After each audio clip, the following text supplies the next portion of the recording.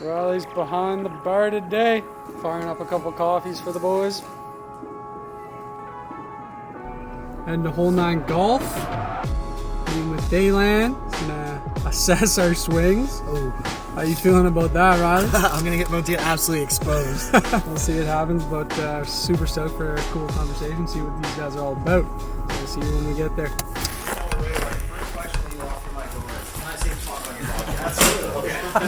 Loving the HOLE9, man. Thanks, boys. This is great. What a setup. Dan, Kyle. Alex. Try to keep the hips perfectly quiet. Left side's definitely limited, eh? Yeah. Yeah. It's all limited. Not much mobility here. Go down into as deep of a squat as you can get. So definitely limited. We'll come up. Definitely limited in balance. From here, Both sides. we're gonna come over here. I'm gonna grab that alignment stick from Alex. Bring your feet as close to your butt as possible. Get rid of my double chins here, Kyle. That pelvis up high. You can feel like you can hold that for 15 seconds. Yeah. We're gonna switch legs. Any cramps? No. Nothing? Where do you feel Bring that pelvis up. What's that? Where do you feel it? Kind of my ass cheek a little bit. There you go. Bring that pelvis right up. Pretty good. I'd say weak on the left side. He wants to fold that pelvis. We'll come back up. So you're folding pelvises. So he's good on he's good on right side. 45 on left. You're good to come up, buddy. That is the TPI screening. Yeah, basically this whole assessment gives the golf coach an idea of where you're at mobility-wise, stability-wise, so that you can work on the swing or you can work around the swing, or around your limitation, sorry. So it makes it a lot more effective. For sure. Big ones, but I don't know, I hear a lot of great things on you guys, man. A lot of people are interested in listening, so. Yeah, I was out for the first time on Friday, and somebody came up. It was the first time someone came up and said, like, "Oh, I've been listening to your guys' podcast, and you're killing it." I was like, You're like, "What?" It's cool. It's a weird thing, man. It's a weird thing to have people who are interested. Like, social media is such a weird thing. Like, so for us, like, right from the beginning, I had 100 followers, man, and I had some people like, "Oh, you're the HOLE9 guy," and I was like, "That's weird." I have 100 followers. Like, my own personal account has more, and nobody gives a shit about me. exactly. So yeah, no, it's super cool. So I mean, I guess we'll start, man. Thanks for having us out. I know you guys want to learn a little bit more about the business, where it came from. So I'll start off with kind of what I led into and how me and Alex came to be what we are now. I'll let him kind of chime in from time to time because he kind of popped into the picture pretty much from the get-go. Wasn't like a role in the company from the beginning. So I quit my job at RBC. I was really unhappy there, to be honest. I didn't really know what I was going to do. Told my wife, she worked in the same building, different area, and I walked over. I was like, "Look, I'm quitting. I'm going home." And she was like, "Wait, what?" And I could tell, like, you know, the anxiety in her face right away. What are we going to do for income? I didn't have an answer. So we went to the car, kind of sat around, waiting for her for the end of the day. There was about 2 hours left. And when she came, we went home. She was like, "What are you thinking?" And I was like, I don't know. I mean, being a veteran, I had Veterans Affairs to kind of take care of me when I'm in situations. So I did reach out to them. They set me up with like kind of a program to help me. I was already working with them a little bit on my mental health from my tour in Afghanistan, and it was awesome. Really, like they took care of me for a few years. Really set me up with some opportunities, and from there, I mean, my time in the bank, I was fortunate to be introduced to golf. So my first year golfing was 2016. Hadn't swung a club before that, just besides like driving range with my dad as a kid.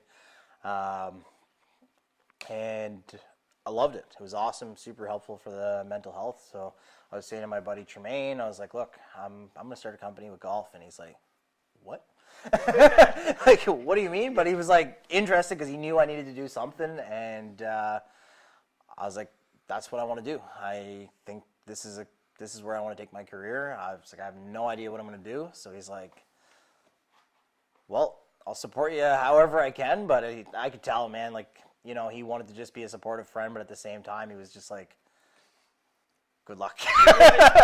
So I was like, I felt it and I agreed with him. I knew the support was there. I knew my other friends were going to support it.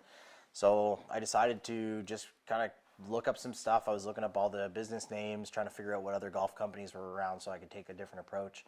Couldn't really find a name for a while. So I was just gathering some content on the golf course, and a couple of my buddies were helping out. We were on hole 9 one day at Granite Springs, and I was frustrated because I didn't have a name yet, and I really wanted to kind of start getting stuff out there. So I was like, you know what, I'm going to name it hole 9. That was it. It was that simple. That's where the name came from. I went home, kind of tried to play with a few logos. I still have some of the original drawings, and I don't like them that much. Neither do you. No. We started with like this little golf ball with like a globe golf hole on it. I posted that on social media, created an account, started sharing just random videos of myself, some other local golfers I golfed with. Alex was at Granite Springs. Yeah. Alex was my chip shot spots. Yeah, exactly. Just random stuff. We started with like a hashtag Nova Scotia Birdie Putt and trying to get the community more involved to share some of their putts. Right. Alex was my 27th follower. Not a big deal. It was early on that he kind of became interested in what we were doing, and he was in my DMs from the get-go. Like, it was kind of funny. Like, he wanted to get involved. He was just diving back into golf at the same time.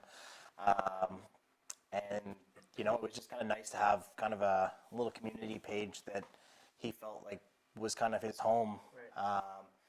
So we chatted all the time. We were always back and forth.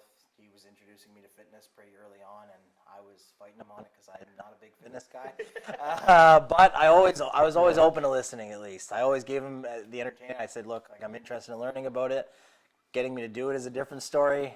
He's got me doing it now, though, so he won. He did. We're skipping ahead quite a bit, though. Yeah. I remember. So how I was like, hole 9's pretty cool is because they shared one of my videos, like they, as in like Daylan, at the time, and I didn't know at this point, like me bombing a drive at one of our local courses, Brunello, and I was just like, he put the shot tracer on it. I was like, that's pretty cool. I'm like, that's pretty cool that someone else did that for one of my videos. Right. So I was like, man, you're engaging a lot with the community. This is pretty cool. I knew right away that I was like, I want to be a part of this, right? So we reached out to a bunch of courses from the get-go. We were doing some giveaways, like some hats, green fees. The courses kind of jumped on it. We were sharing any kind of content at their course. We bought cameras. We were starting to take photography on the courses. Now, we're no photographers by any means, but we try to get some cool angles. We were always carrying the bags or having the click gears pushing with the camera hanging and just trying to get angles from anywhere. Anyone who played with us, we tried to get them the same thing. Courses were starting to offer us like green fees to come play their course and do that for their place. It became pretty special, and one big thing we wanted to do from the beginning is how we met Austin, so one of our professionals.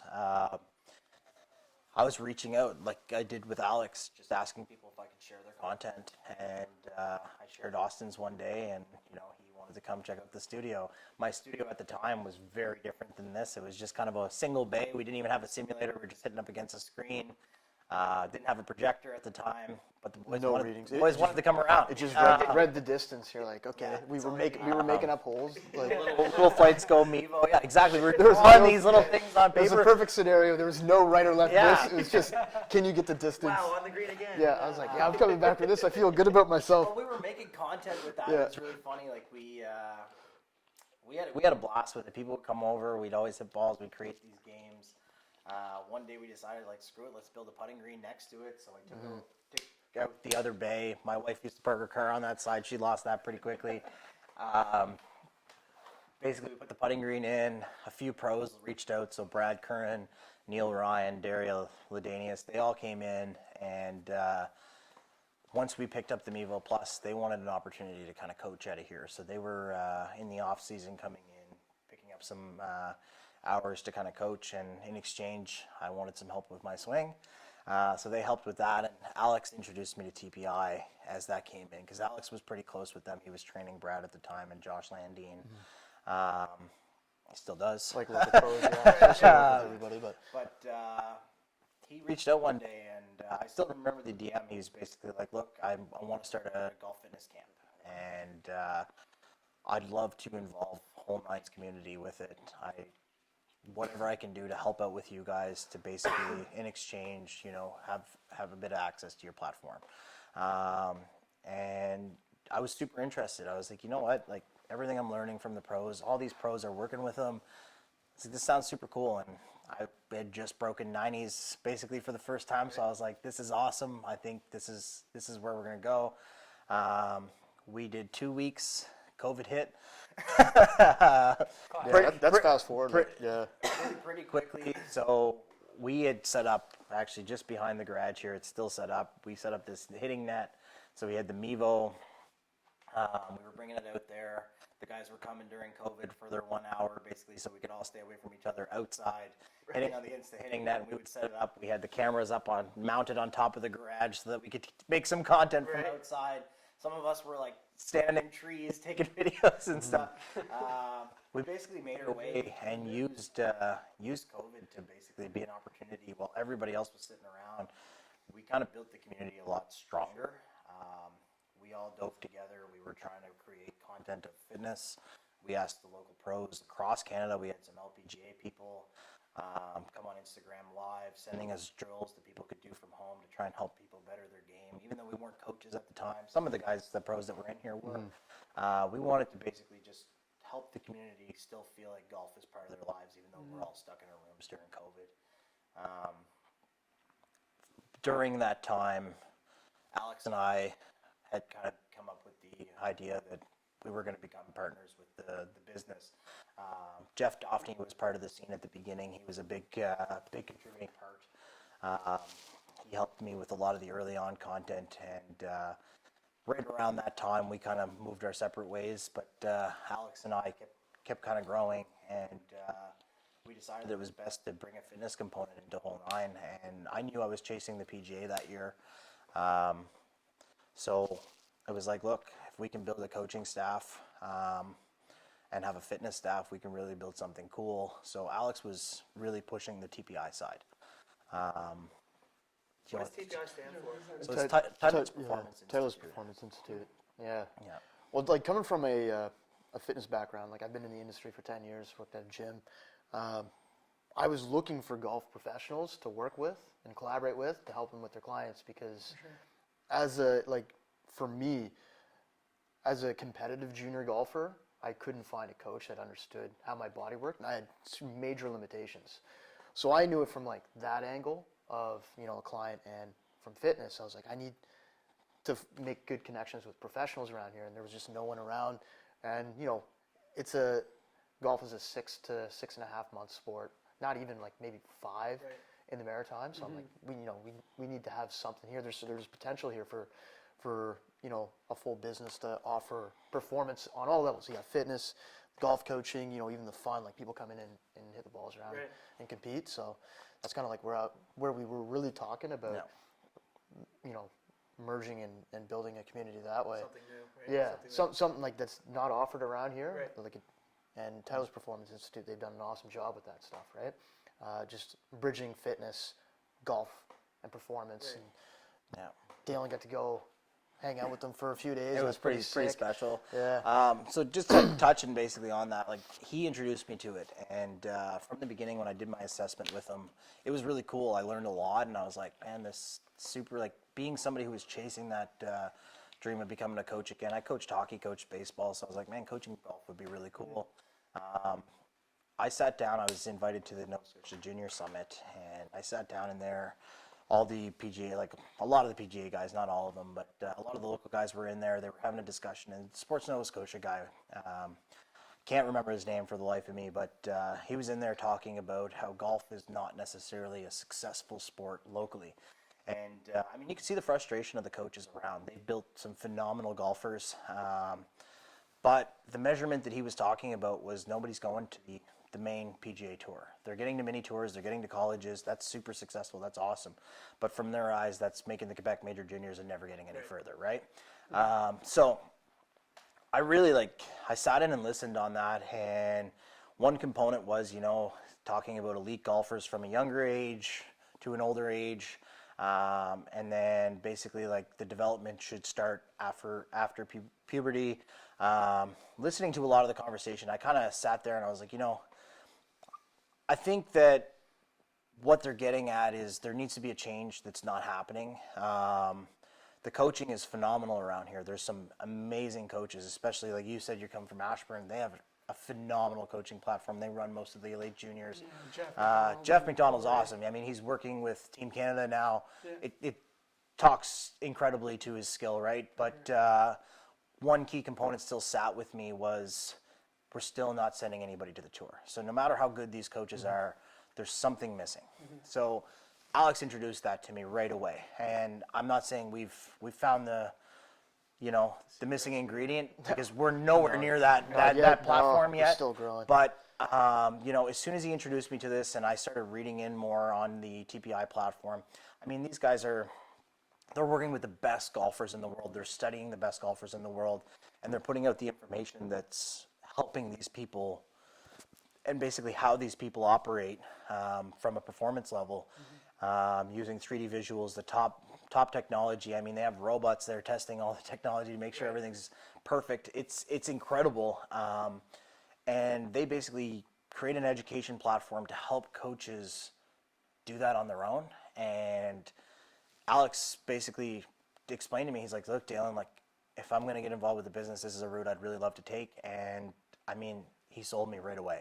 I was like, yes. I mean, getting me to do it physically, as like the fitness side is going to be the hard part, but I mean, I'm chasing it too.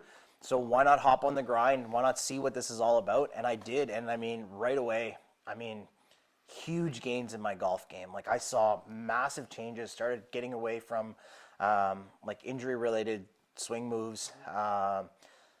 I'm increasing speed on a regular basis, and it feels efficient and easy. There's lots of components in my golf swing that still needs work, and definitely in my golf game, but like, my scores have dropped significantly. I've seen golfers come through our door from a coaching perspective who are going from 110, 120s golf down to 70s golf within one off season.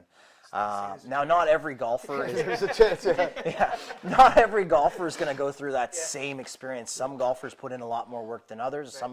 Some learn how to move their body a lot better. Motor skills are completely different amongst everyone you get. But the biggest thing for me was, you know what? Nobody around here is taking that approach. Right. So when I sat in that seminar, it really sat with me about what Alex had spoke to me about. And at that point, I wasn't sold. When he originally told me, I loved it, but I wasn't sold. It took a few months. It was, but after that summit, I sat there and I was like, you know what? Like, this is definitely, it's a missing ingredient. It's not necessarily the right ingredient. There might be, a vegan recipe for it or something. But there is a missing ingredient, and this is something that's not used locally. So why not approach it? Let's try it. So this is where we basically built the coaching platform we did.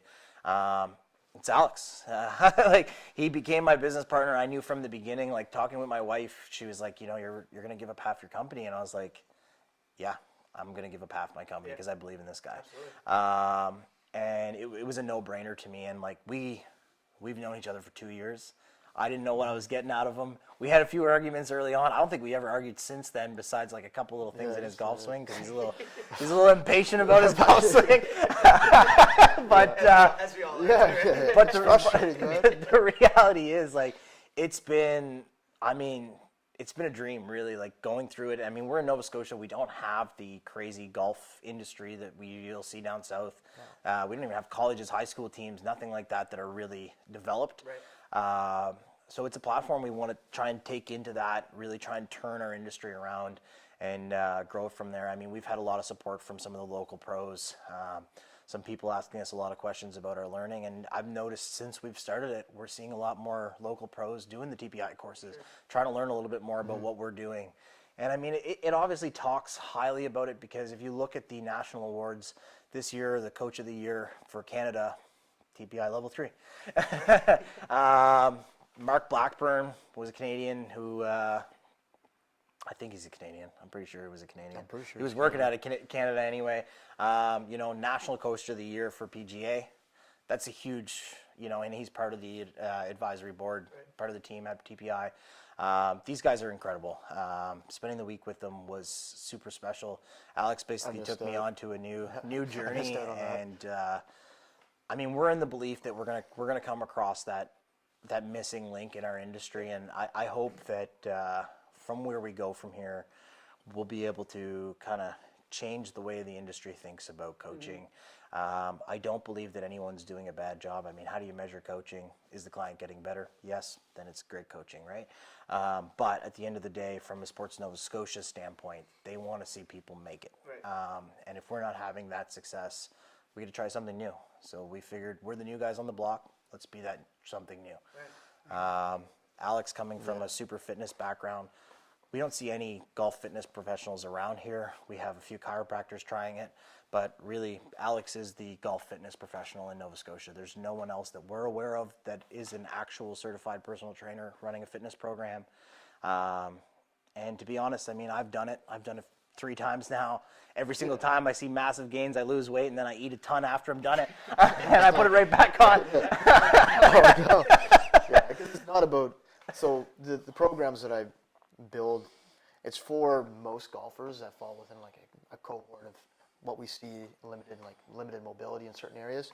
So it's focused on that kind of aspect, and then speed, power, and then strength. Yeah. So yeah, he's not losing any weight on the program. He's got to work on the I time. gotta stop eating, guys. But like in terms of producing results in the golf swing, Yeah. yes, very good. Yeah. And yeah, so obviously there's, people will do our online coaching portion, which is a little bit more, it's the same for most people, but we can always modify the exercise program as we see fit. But then when people work with me in person, it's all very specific and individualized. So there are different streams, obviously, for people that want to spend a different amount of money or invest a different amount. So yeah, that covers the fitness aspect of it. So I love working on power and speed. I mean, that's basically where we came from. That's how we became to be what we are. During that COVID wave, like we said, Alex actually reached out and he's like, look, I've been working on a program. Yeah. I'd love to introduce you guys to it and basically, test it out, see how it works. So we had a bunch of our local pros, some people he knew down in Thailand and stuff that are pros, jump on this program. We tested it. We tested the fitness program. Everybody's seen gains. We all saw speed gains, massive changes, and those changes, it changed my golf game significantly. And during COVID, nobody could go to the gyms. That first wave, everyone was petrified. But we had this program that everybody could do from home. We had people in New Brunswick, all over Canada, deciding to try it after when the second wave came around. And we ended up basically, one major component of our business that we never want to lose is the community aspect. So we said, let's create a Facebook group for everyone who does this fitness program. And let's go on live every week with them. Let's let them ask questions. Let's discuss the program. Let them learn a little bit more. So we were bringing nutritionists in, a sports psychologist. So we work with, mental performance consultant. We're not allowed to call them sports psychologists. They go to school for it, but they're called mental performance consultants. So Tailored Mindset, Simon Taylor, awesome guy. He works with our athletes all the time. We kind of coordinate back and forth. We wear his logo on our sleeve because we believe in his process. He's awesome. I mean, learning the mental component of the game is just another factor. We have the fitness, the golf coaching, the mental, and the medical aspect. So coming into the Performance Center as a new client, one of the things we really wanted to basically build from that community aspect is you're not just a golfer coming in with your golf coach. You're part of our team. Right. You're part of our community. Now we believe that we've kind of have multiple communities. We have, our social media community. We have our client community, and then we kind of have our friend community around here. The client community, we have everybody who signs up, basically, you come through the door, you are assigned a coach. So whoever that coach may be, myself, Austin, or Corey, or if you're starting with the fitness side, Alex is the coach. That's the CEO of your golf team. That golf team is all of us. It's also other members of our community. So you may have moments. So you guys met Dan when you guys walked through the door. So Dan actually, he's one of Austin's clients, but he comes in with me all the time, and we train together. So he makes his changes with Austin. I train with him. He comes in for extra time to do that. He wants to caddy for me this season, so that's why I want to train with him, because he's going to pick up that role for me. I want him to know my game. Building that community kind of lets people meet each other.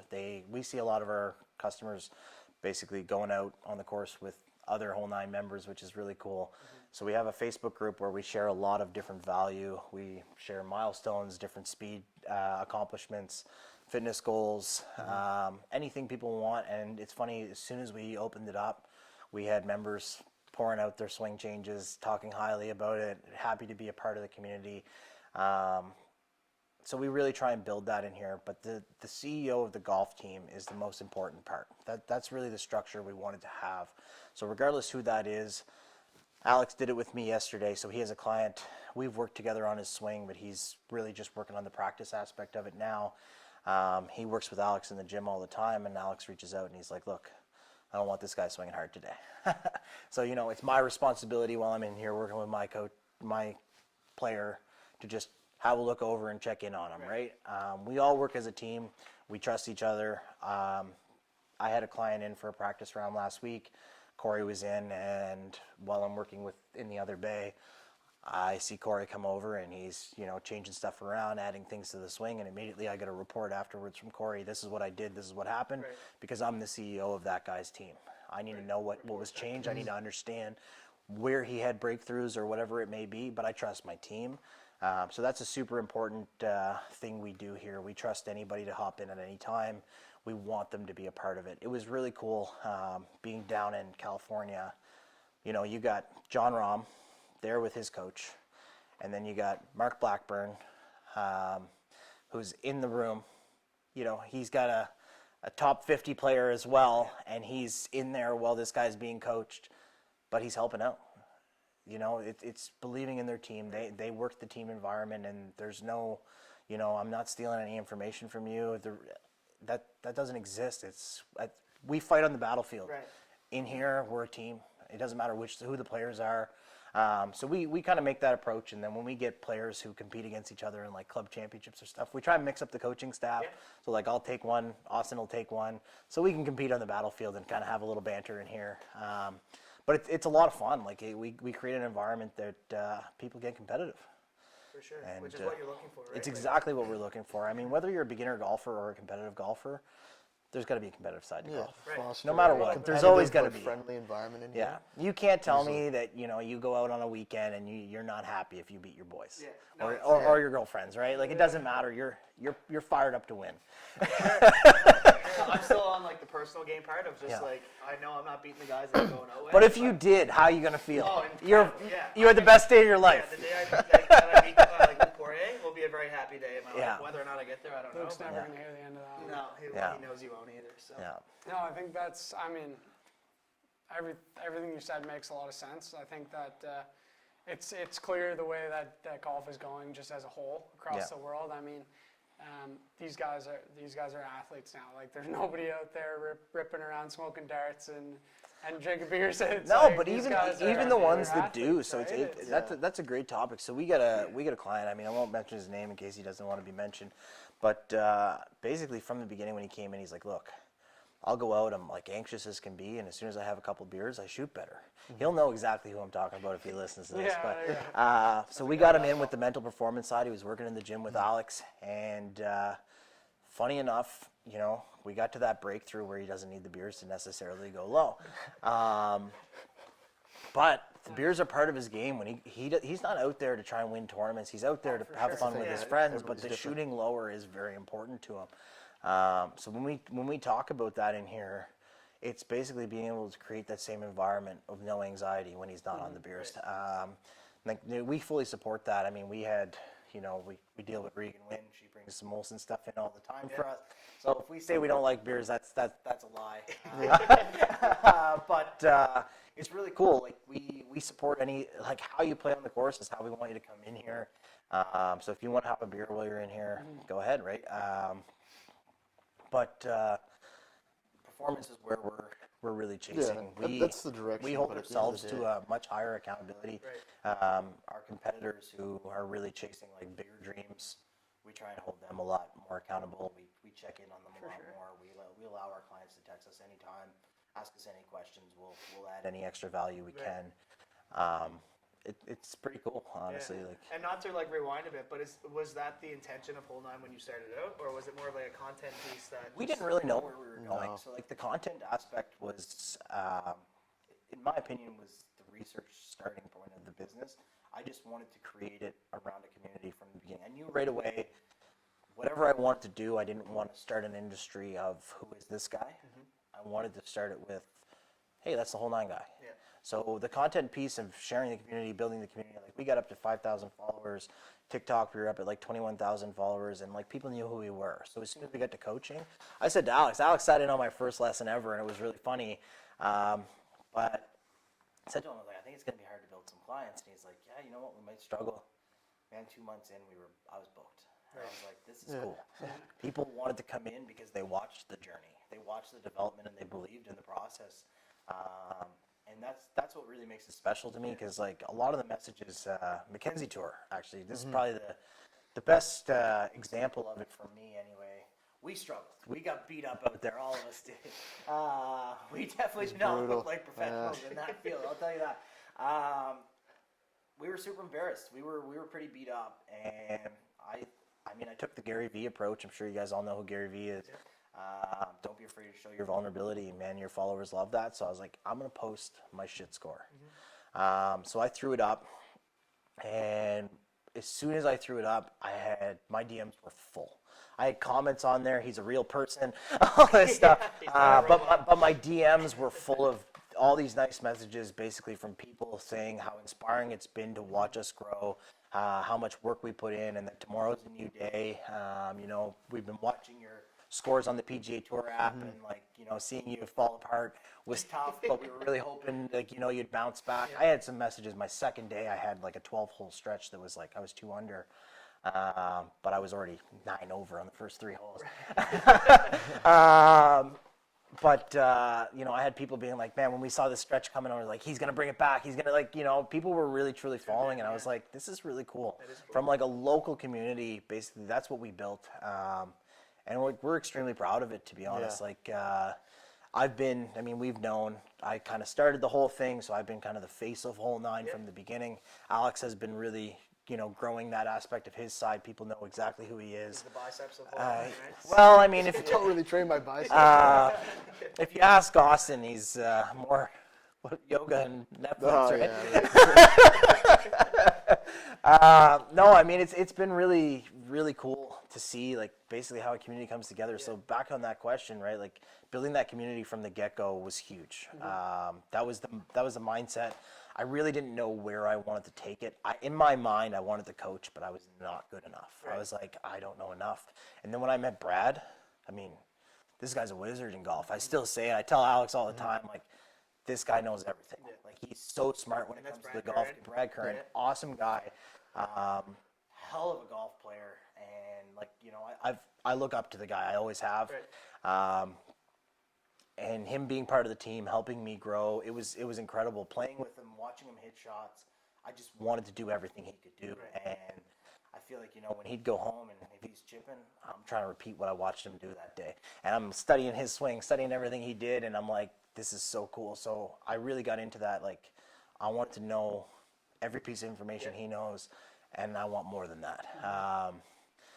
I'm not saying I'm there yet, but I feel very confident as a coach. I really like what we're doing. I love the approach we're taking. I'm seeing huge gains in the clients, and our renewal rates are awesome. People are coming back through the door. Stick around, when they're done, they want to come back. So we've basically moved out of we don't do single lessons.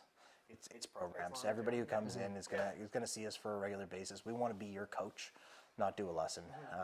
So we want to communicate. We want to stay as part of a team, and it's cool, man. Like people travel in from Yarmouth and Cape Breton. Like they want to come in to just work with their coach. I mean, in a sport like golf, like the lessons, unless you're coming back and confirming those adjustments and making sure the practice is correct, like one lesson you can have a couple adjustments, but when that player goes off, there's I mean, the chance of them See, going it could go and in practicing and two very actually- different ways. super different Right, ways, like- right? So we've had guys. I'll chat. I know Isaac wouldn't mind.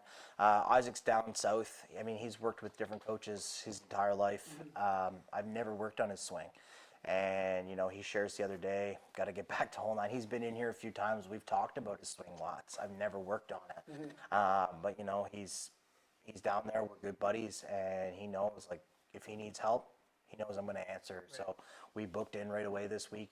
We're going to hop on a virtual. He's down south, but we're going to find out that problem right away. But I mean, from the beginning, we know right away. I need 2 hours. I got to test his mobility. We're going to do it over the phone, but I got to do it. I got to know what's going on and why we're finding these problems.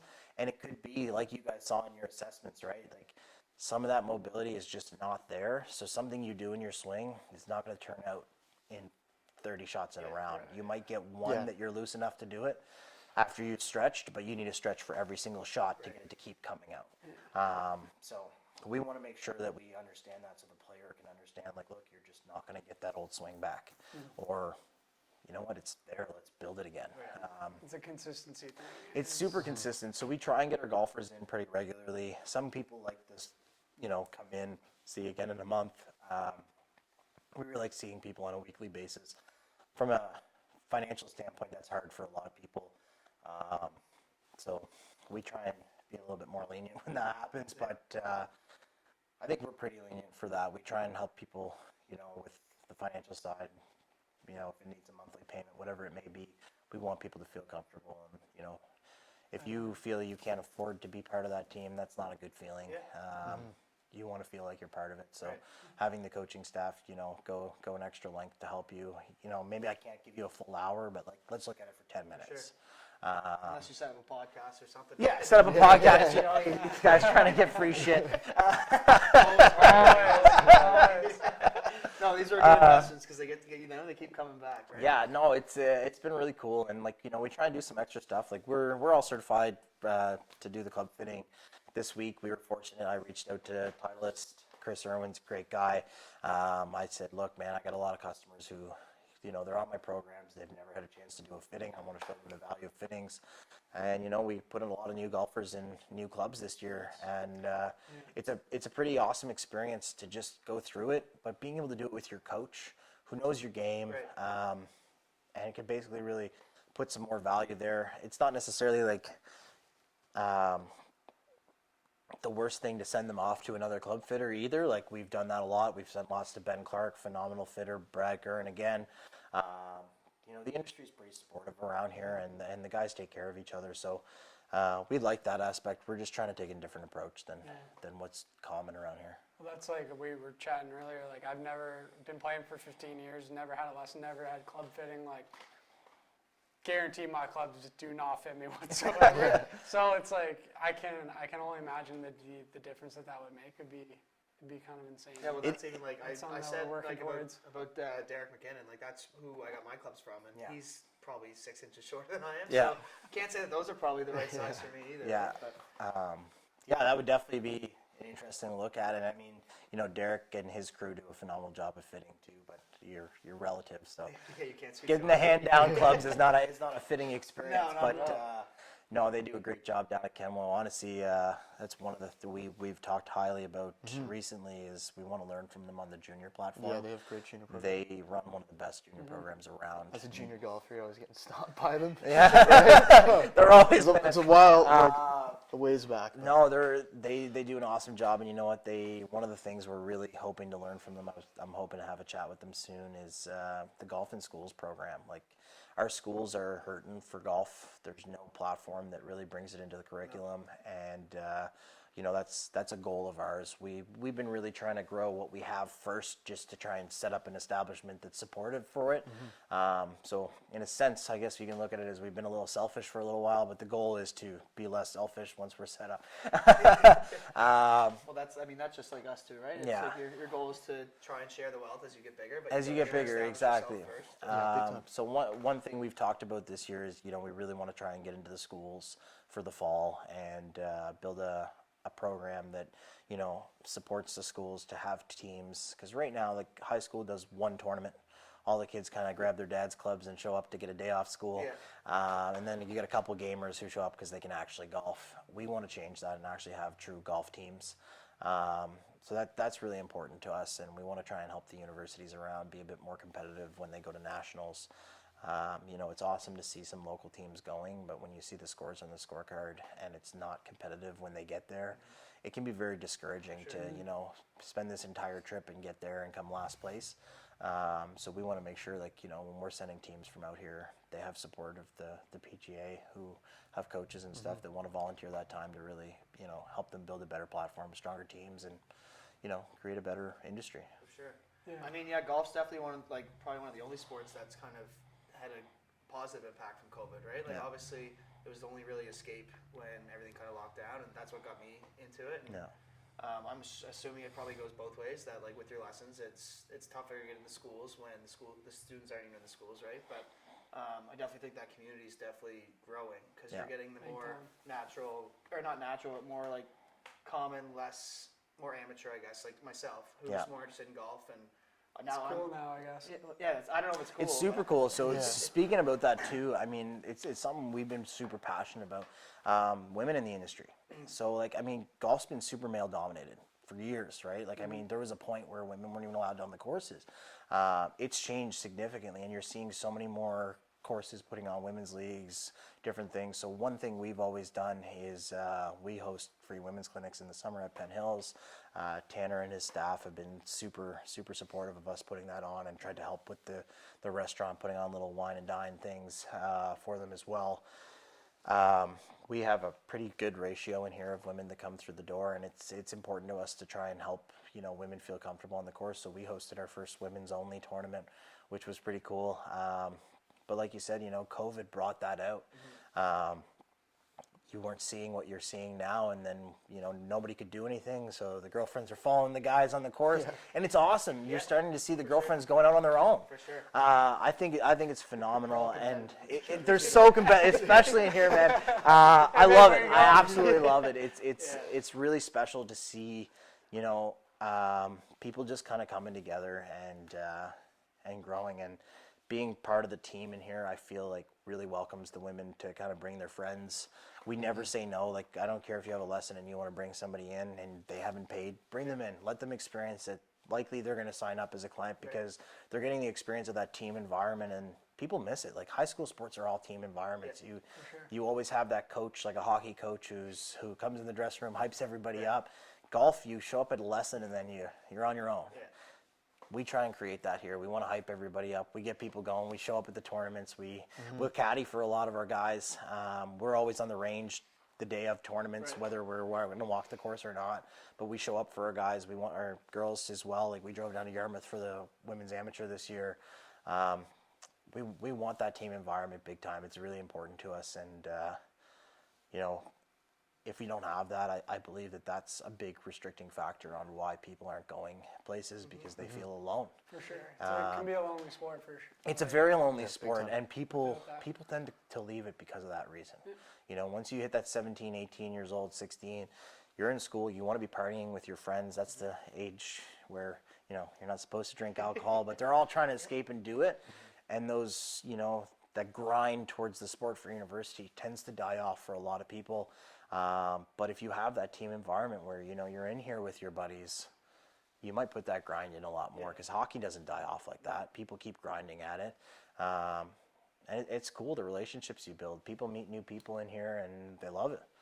So, No, golf's always one of those sports. It's like, if you don't have a two or foursome, you show up, you're with two other people, and you end up being, like, knowing them better than you started with, right? Obviously, every time. But it's for us, it's been, for me at least, it's just been a fun sport to fall in love with again. Like, I was always a big hockey guy, and just you said it's a lonely sport, but it's kind of nice because you're competing against yourself, and every time I'm out there, it's like you're trying to chisel away a couple points. And I don't know, I'm excited to come back here, do some lessons with you guys, and get coached. No, I think it's gonna be a lot of fun, especially seeing your body get tore apart. Yeah, no, I'm excited. Everybody. I'm excited to But, get out on the course with you guys too. Obviously, The fitness aspect too. I'd like to let Alex just chat a little bit extra about that. It's been pretty special, in my opinion, just having that separation of regular fitness to golf fitness, because I don't think people are aware enough of what the difference is.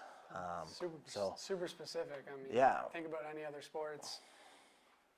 How many sports is the ball's not moving, and you have so much time to set it up, and it's just like you've got that split second of explosive power, and then you're on to the next shot where it's just like completely unlike anything that's the else. thing. But that's sort of, I just want to rewind a little bit. That's sort of what I was referring to when I said like the game is different now, where not at every level, but the top guys, they're on these specific fitness programs. So why would the people in Nova Scotia trying to get better at golf not do the same, right? It's like the game has changed, and that's why it makes perfect sense that you would have that golf.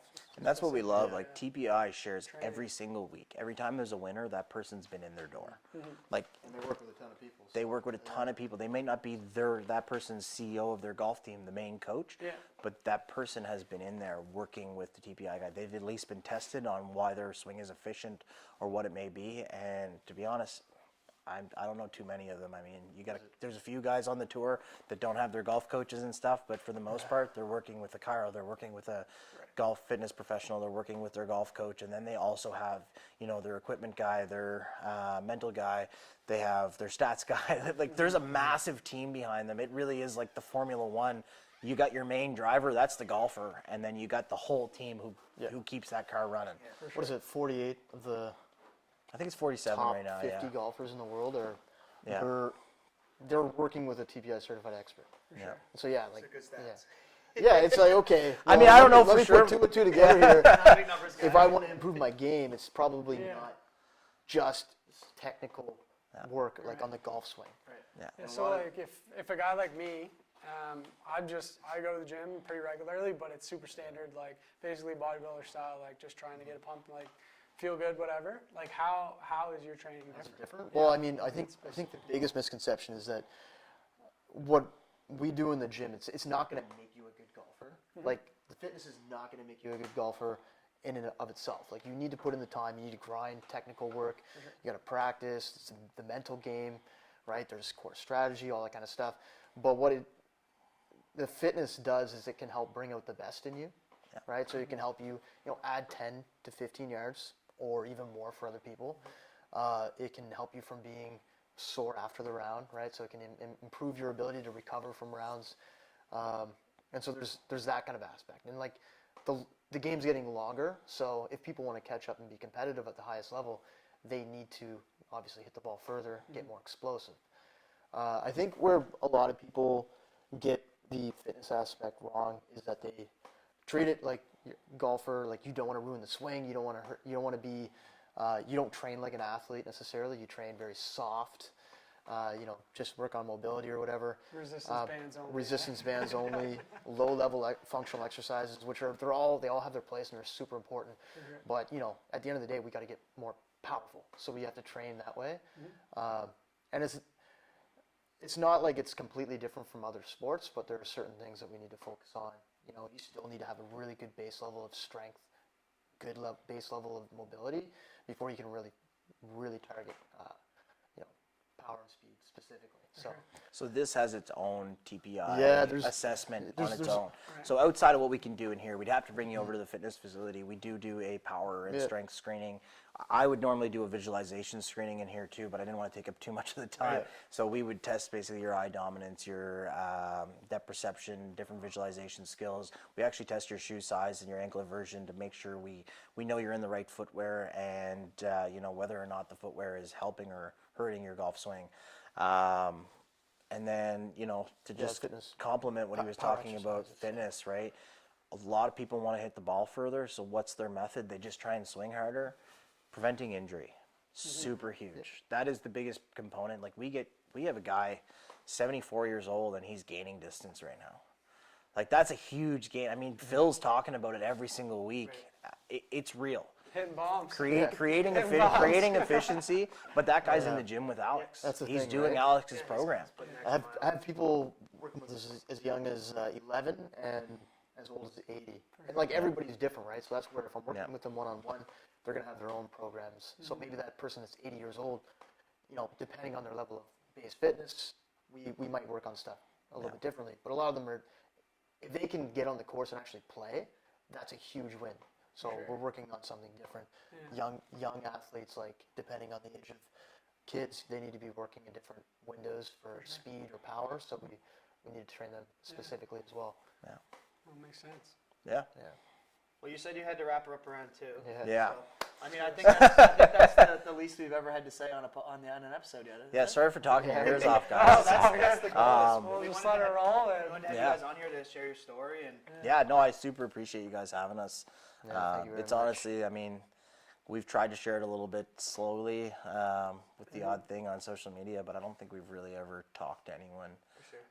and, you know, brought it out to the public. Of, That's like what a lot of the podcast is our goal is to kind of just have a platform to showcase all these different industries, right? Yeah. Like you said about how supportive the community is on social media, and that's been the trend. This is our 7th episode, and every episode it's talked about, touched on how everybody has that community that's backing them up and keeping them going. So we just want to give those people a platform to speak on, share Yeah, their thank you to stories the community for sure. That's right? the big thing. You know, we've heard a lot of great things about you guys too, and it was funny. Like, you know, when I told my wife at first, like, Rising Tide podcast is they've invited us to be on, and she was like, "Oh, is that Riley Strobe and Kyle?" And I was like, "Yeah, you know them?" And she's like, "I follow them."